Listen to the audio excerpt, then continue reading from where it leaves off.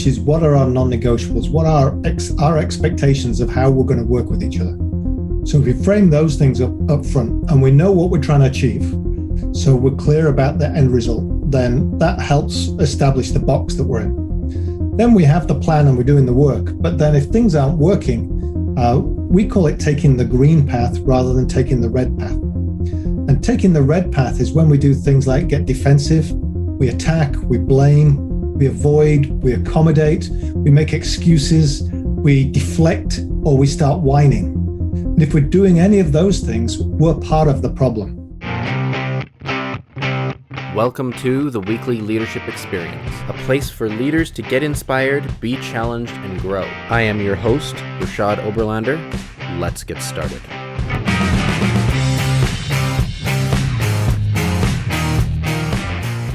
Today's episode of the Weekly Leadership Experience is brought to you by my 7-day Leadership Growth Challenge. It's a free challenge that I've created, and it's delivered by email over the course of 7 days. I've created 7 compelling questions to challenge various aspects of your leadership, the way you lead, and why you lead. Go to reshadoberlander.com and scroll down until you find the 7-day Leadership Challenge, or look for the link in the show notes. And now, on with the show.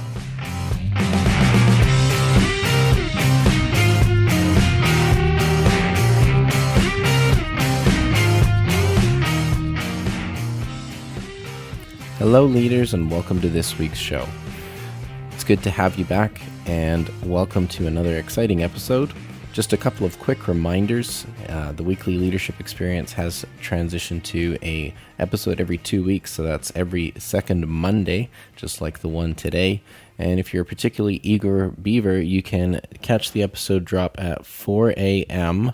Mountain Standard Time every second Monday. Another announcement for you to keep in mind is the upcoming Backstage Pass, which is going to be a premium experience available on the Supercast platform, where you can catch exclusive interviews and exclusive content from some of the most amazing guests that have been on the show, as well as some of the upcoming guests.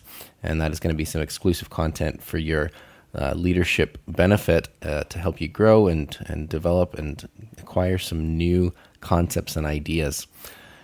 Today, I'd like to welcome David Wheatley to the show. And David is a leadership coach, facilitator, trainer, and chief question asker at Humanergy, a boutique leadership development company. He has worked for over 25 years with government, manufacturing, healthcare, law enforcement, technology, and financial institutions.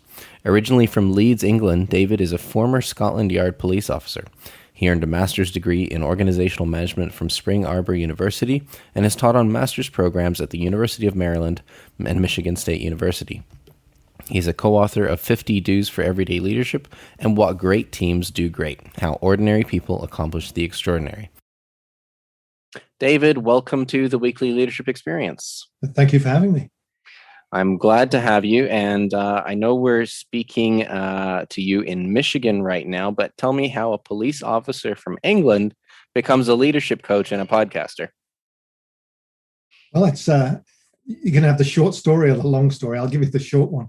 That I actually got introduced to some leadership development while I was a police officer in England, and found that those days were more enjoyable than the days I was on the beat most of the time.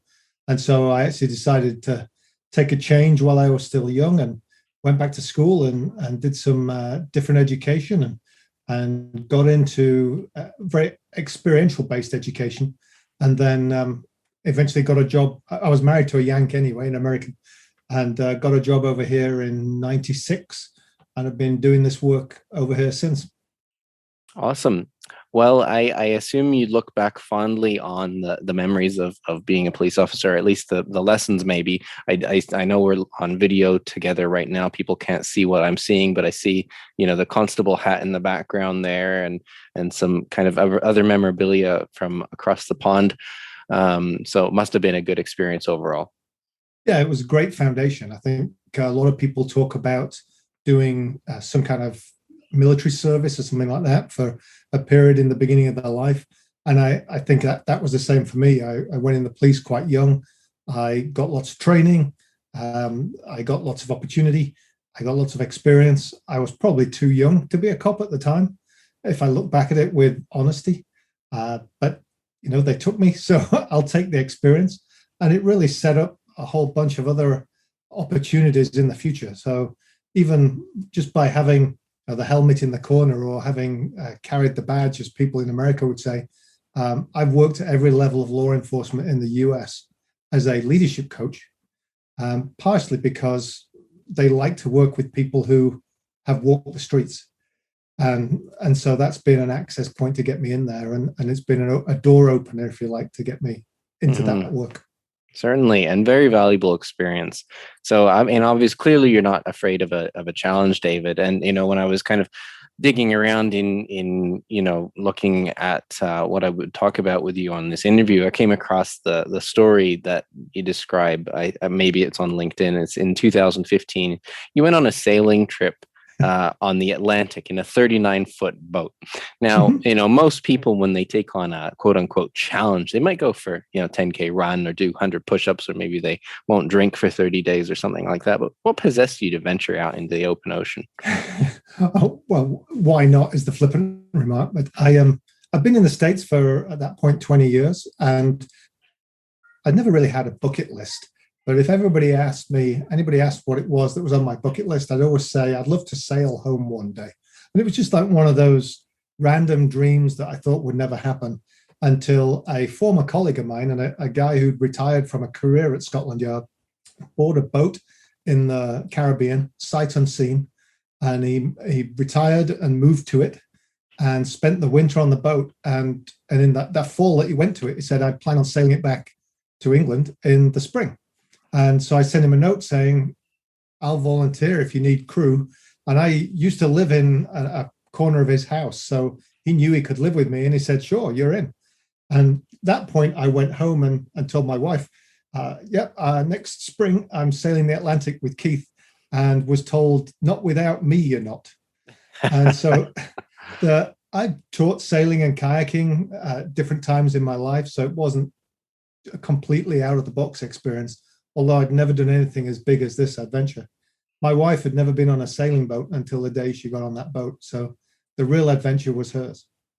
Indeed. Now, how far is that, nautical miles for that travel that you did? I think it was it 3,500, 4,000 miles by the time we'd finished, because we came up from the Azores. No, we came up from Antigua to British Virgin Islands to Bermuda to the Azores, which is about a few hundred miles off of Portugal, and then headed north towards Ireland. And because of time, we actually got off the boat in Cork in the south of Ireland and started to head back. But it was a 7-week adventure all in all, with the longest period being 2 weeks where we saw nothing. Wow. So some very unique challenges, and you set sail, as you said, with your wife and a colleague from 30 years past. Did you have a crew, or was it really just dependent on yourselves? Well, there were 4 of us actually. Keith was the skipper. It was his boat. He's been teaching sailing for 40 years. He continued to teach sailing while he was a police officer, and this had been his ambition throughout his life, that when he retired, he was going to buy this boat and sail it home. And so I'd worked with him. He taught me to sail pretty much. So I trusted him and his attitude and approach. And so I had full faith that this wasn't going to be a jolly with a bunch of idiots. The other person was a guy called Tony, who'd worked with Keith and I, again, 35 years previous, at an adventure center in the north of England. And he was an accomplished mountaineer, but not the most accomplished sailor. So we knew he, could work in the wilderness. We knew he could navigate, and he perhaps had a little bit more confidence than capability sometimes. But sometimes you need that. And then the 4th person was Londa, my wife, who I said never sailed before, but she's always up for an adventure, and she turned out to be probably the most valued resource on the boat, because she's actually quite an accomplished chef, and turned ingredients we didn't have into the most delicious food. We still don't know how it happened. Well, that's important. So, I mean, this is an experience that you've gone on with, a few people with a little bit of experience, or maybe, I guess, Keith, you said had quite a lot of experience in sailing, yourself with some, and a couple of people with not as much. So, quite a bit of a dynamic and different things going on. A lot to sailing a boat, I imagine. I've never actually tried myself, but I can, from watching the odd boat race around Australia and things like that. Like there's quite a lot going on.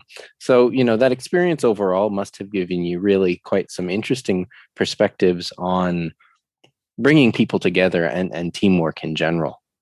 Well, that's a great connection to the book, What Great Teams Do Great, because it was just in formulation in 2015 when we went on the boat, but it was very much in the forefront of my mind as we were working through this. And it reinforced what we identified with the teams that we work with here in Michigan, because we absolutely spent a lot of time making sure everything was right. From, we were working well together. We knew what we were doing. Everybody could do what they needed to do. We'd spent time training and training again. I don't know how many times we did man overboard drill, so it was routine. Coming up alongside a buoy, everybody steering, everybody on a different role on the boat, so that everybody felt comfortable with any pairing of us being on duty at any time. Because for most of the crossing, two of us were awake and two of us were potentially asleep. And so there was that trying to set things up in the first place to make sure that your team was ready to go and what the expectations were. And then when it got into the rhythm of it, then you started to live that out and learn from the process. One key example being we hadn't planned on stopping in Bermuda, but about 30 miles south of Bermuda, we had a small fire on board. And small fire on board a 39-foot boat in the middle of the Atlantic is scary. Yeah, and it was early in the morning, and we were suddenly alerted to this fire, and there were flames that had burnt through one of the sailing sheets, the ropes that holds the sail together, and then the speed in which we responded to it, and the fact that the skipper was asleep at the time, and one of my jobs here was to wake up the skipper. And he still tells the story of the worst wake-up call ever is, Keith, the boat's on fire. And he shot past me before he woke up. I think he shot past me. But actually, by the time he got on deck, everything was taken care of. Because before that, we'd already got the fire extinguishers up. People were taking care of it. We'd taken care of the sails. We'd put the boat into a safe position. So at that moment, even though it was very quiet and we were very thoughtful, as we processed it, we went through and said, we just put into action what we've been preparing for. And we took the learning from it and made sure we applied that to the rest of the trip as well. Wow. So there's a number of, I think, things there that remind me of circumstances that we would encounter as leaders with teams, things like, preparedness, crisis response, sort of just how things are delegated, how authority is handled, number of different things kind of illustrate for me there. But whether we're sailing a boat or we're in a team anywhere, what are the key things that great teams do great to make sure that all that comes together? Well, I think you're right. There's a lot of things that do apply. And as you were talking, a lot of teams don't take the right time to do the setup. They don't get to know each other in a way that allows them to really tap into the resources. They don't align around what success is with clarity. And they don't establish some key expectations for how we're going to work together, the kind of non-negotiables. They don't spend the time doing that as well as they should. And they skip quickly to let's come up with a plan and start doing the work. And the plan and the doing the work are good and relevant. But if you don't invest the time in just framing things up in the first place, then we can find ourselves coming back to that in pieces later on. And so the work that Keith had done to frame up the journey, the experience, how it was going to be handled, how we were going to work together, what the expectations were of everybody, really set us up to make the plan and the doing really easy. I think the other thing was when it drove home that being on a small boat, 39 foot by 11 foot 9, I think it was, And that's not really that much space for 4 people. So you had nowhere to hide. And so if there were issues, you really had to address them, because otherwise you were going to have to put up with that issue for 5 or 6 weeks and became more and more irritated by it. So the need to address an issue, address it directly, address it in a respectful way, but also be honest and clear about it. That was something else that reinforced that I see is an obstacle for a lot of the teams that I work with, is that ability to be caring, honest, and direct in their communication. Because if you miss one of those 3 things, it can trip you up and take you down a path that unenforces, if you like, the behaviors that you want, rather than reinforcing them. Mm-hmm. Indeed. Now, I'm glad you sort of alluded to this sort of element of frustration and having to address, team members and whatever the issue might be. Because I mean, I've led teams and been part of teams, to varying degrees throughout my life. And I mean, think of examples from, even business school is coming to mind, and working on team projects and then in the real world, and you're working together as a team on something, or you've got team members and there's different frustrations and maybe people are not being productive or not pulling their weight, or there's different things that contribute, right? So being part of a team can be somewhat frustrating and unproductive at times. Mm-hmm. So what are the factors contributing to this, and how do we address it?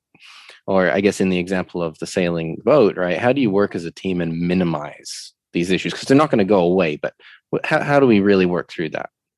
Well, you minimize it by usually that key question in what I call the setup box, which is, what are our non-negotiables? What are our expectations of how we're going to work with each other? So if we frame those things up front, and we know what we're trying to achieve, so we're clear about the end result, then that helps establish the box that we're in. Then we have the plan and we're doing the work. But then if things aren't working, we call it taking the green path rather than taking the red path. And taking the red path is when we do things like get defensive, we attack, we blame, we avoid, we accommodate, we make excuses, we deflect, or we start whining. And if we're doing any of those things, we're part of the problem. We're actually making it worse because we're doing those things. Now, taking the green path means that we're going to make sure everybody's focused on what we're trying to achieve. We're going to listen, make sure we understand what's going on. We're going to share perspectives, and we're going to forward focused on a solution. So it's all about what we can do in the future. And if we operate that way, we can come back to that setup box and make sure that we're all aligned as to what we need to be talking about. But it's those things on the red path, that attack, avoid, blame, defensiveness, all of those things, they're really easy for us to all fall into. It's really easy to hang on to slip into that space. And yet every time I see somebody, or I feel I'm going in that place, it's the stop and for a moment and recognize that I've just made me part of the problem rather than being part of the solution. And I'm not a leader if I'm part of the problem. Mm-hmm. Well, and that's, I think, like I love illustrations like that, the red path and the green path, and it's simple enough that you can sort of remember those 2 areas, right? So I appreciate that, and I think that the what we've been talking about and what you've illustrated just now is really crucial as a member of a team. So what I want to touch on for a moment would be looking at the leader and understanding what the leader's role and responsibility is in actually facilitating this, in facilitating great teams to be great. Well, I believe that leadership's not about the title or the rank you have, but about the choices that you make that influence and impact the people around you, which means that in any team, we're all making leadership choices. Now, if you have a title or rank, those choices may be amplified, but the rest of the team on a daily basis make leadership choices. Now, some of them aren't going to be right. We're all going to make screwed up choices from time to time. We're human. That's the way it is. It's how quickly we recover from that and how we wash it out with much better choices that makes the difference. And so when you think about it that way, you get away from it being completely the leader's responsibility, and it becomes every individual's responsibility to make sure that they're doing the right thing, that they are ensuring alignment, they are ensuring understanding, and that they're taking the green path rather than the red. The difference between your average follower and a leader is the leader's path, if you like, is amplified slightly louder. Right. Which of course means if the leader's taking the red path consistently, it can be really hard if you're trying to take the green path. Sometimes that ends up with, in organizations around here, if my boss is taking the red path, then I'll go find another boss to work for. And we've all heard that mantra of people don't leave jobs, they leave leaders. And it's because the leader is not aligned with the green path, red path choices that they're making. And I think that, it makes it really hard. Like it's sort of, I was just on a podcast talking about sort of toxicity in the workplace. And it really makes me think a lot of that, because a lot of those sort of red behaviors that you've mentioned, being defensive and blaming and deflecting and all complaining and whining, all those other things, sort of really, adds fuel to the fire in those sort of toxic environments. And if you kind of continue adding fuel to that fire, it's really going to, kind of propagate a much more toxic workplace and, not allow a team to be great. Yeah, it can breed, absolutely. If you get, if somebody's attacking, it's very natural for somebody else to be defensive. And so you've got two people now on the red path together, which is taking the whole group down. And so the challenge of what I see as green path leadership is being the person who's willing to do the work necessary to bring them both off the red path and try and get them back on the green path. Now, sometimes you can get allies in this and you can just swarm around the red path choices with green path choices and it drowns it out. But sometimes it's a hard push that you have to keep bringing people back and saying, okay, let's refocus on what we're trying to achieve and what we set as expectations. And how is this behavior helping us get there?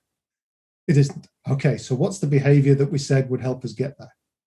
And that time to take to clarify and ask the right questions and engage people is, in my mind, what green path leadership choices are all about. Certainly. One of the things you've just mentioned too, in the last question, was that leadership being less so about a title or position and more so about choices that you make, which aligns with one of the things that I believe about leadership being, more about behaviors, attitudes, and actions, right? That create the environment for you to be a leader. And I know one of the things that your company, Humanergy, believes is that everyone needs to and can be a leader. So I'd love for you to just expand on that thought a little bit as well. Well, it comes back to the choices again. It doesn't mean everybody's going to be the person who stands out front and says, follow me, rah, rah, everything's going. It's just that think about the choices. And in the book, we break it into some simple quadrants. So the first continuum that we draw is, are you making the choice based on self-interest or greater good interest? And greater good should include self, but it should also include the other key stakeholders that you're naturally connected to.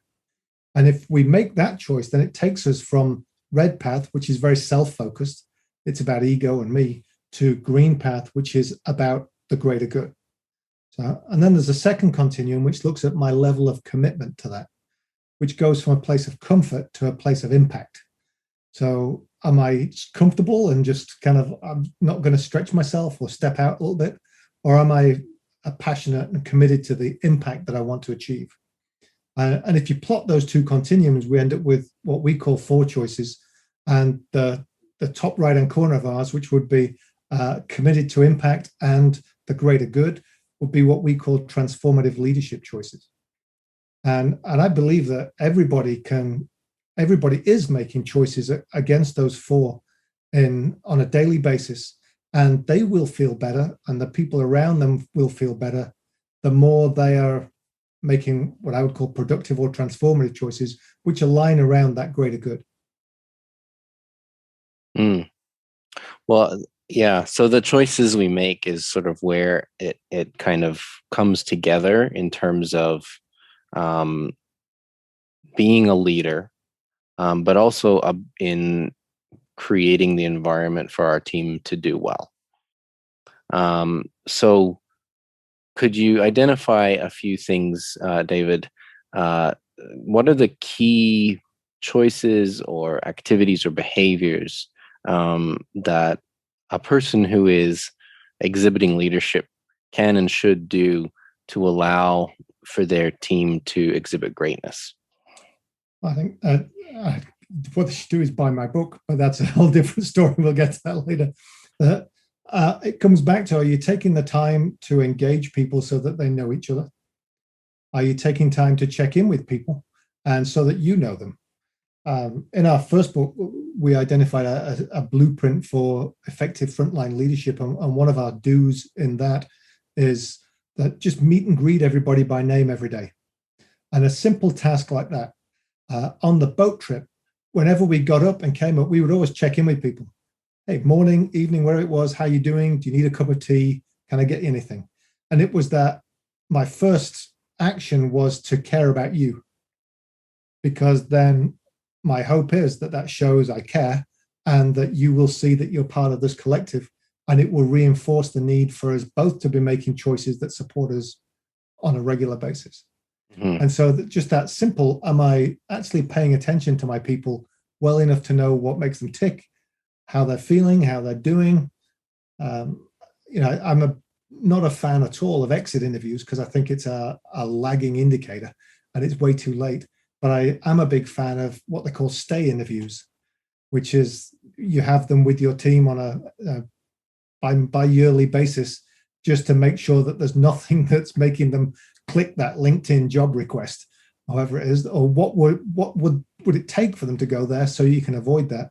That again is showing interest and belief and a value in your people. And the more you do that, the more people are likely to want to come and work for you. I think those are a few great points, and absolutely people should grab your book. It's got some valuable information in there that goes deeper into what we've been talking about. Now, before we wrap up, if there was going to be one thing that you would want people to think about, to remember from this conversation, or to take away about creating a great team, what would that be? I think that any leadership role doesn't start with the team. It starts with the inward journey. And, as an individual, I have to work out who I am before I can profess any ability to lead anybody else. And if I can't stay off the red path, then I should be cautious about getting into work with other people. And so to be able to check myself against some of those red path behaviors and to admit to them and own them and move on from them and fix them, that's the first thing I would encourage everybody to do. Is if you feel yourself or you hear yourself attacking, avoiding, blaming, being defensive, whining, just to remind yourself, I am now part of the problem. How do I get off of this? Because that's going to have as bigger influence on the people around you as anything else you could do. And it's something you can do. And it's not putting the finger at somebody else. It's actually something that we can all own, whether we're brand new, fresh in the workplace, or we're a 30-year seasoned CEO. I get people to ask the same question consistently. Yeah, and I mean, an important reminder and a sort of a self-check, because I think we probably all need to look at that, pretty regularly, because there's any number of interactions we have in a day that could lead to that red path sort of behavior, and recognizing that and moving back to the green path behaviors that you've been describing is certainly an important reminder, and one I'll take away from this conversation for sure. Yeah, it's the fact that we do all make red path choices. That's a reality. Let's just try and make less of them. So we're not trying to be perfect. We're just trying to be better.